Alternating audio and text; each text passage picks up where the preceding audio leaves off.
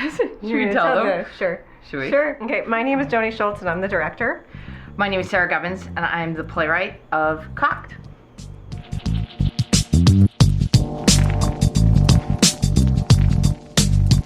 Usually I start a play when there's just something inside it. There's like, I usually have to get really angry about something.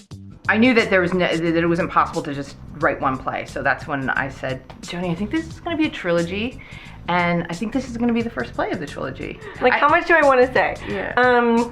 It's about a lesbian couple living on the north side of Chicago. Because they have this frightening neighbor, one of them is encouraged by the other one's brother to perhaps purchase a gun, and what happens when that comes into their lives. Summer of 2013, that you sat down and like 70 pages came out of you really fast. 8 days at the O'Neill. Yeah. And it's like you take these things that are like really personal issues somebody's having that are actually like things that you don't talk about at dinner parties because they're not polite, right? Yeah. Or they're too personal and they're too hurtful and people become too upset and inflamed about, and you put that on the stage. We don't believe in guns. Guns exist. You should get one. We don't want a gun. No, I'm not saying that you want a gun. I'm saying that you need a gun. Look, it's not your fault that you got a crackpot living in your building. And that's my point. Yeah, I remember saying, I don't want to write a mediocre Harper's article. It's hot, there's a heat around it. And everybody has very passionate, nobody feels lukewarm about guns.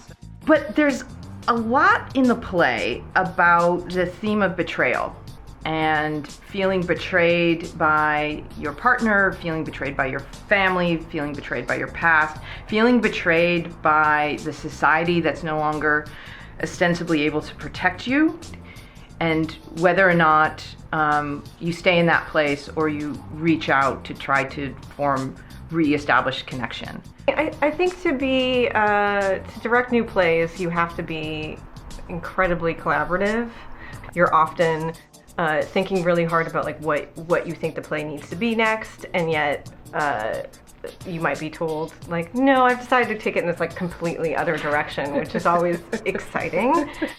We kind of have a little process that has evolved. Lots of times I'll be in the grocery store and across the country, and I'll call Joanie up and like, do you have a minute? And she'll be like, yes. And I'll be like, I was thinking, Frank, the thing about Frank is, and then it's this living animal, and I love that. It's very exciting every day. It's incredibly exciting.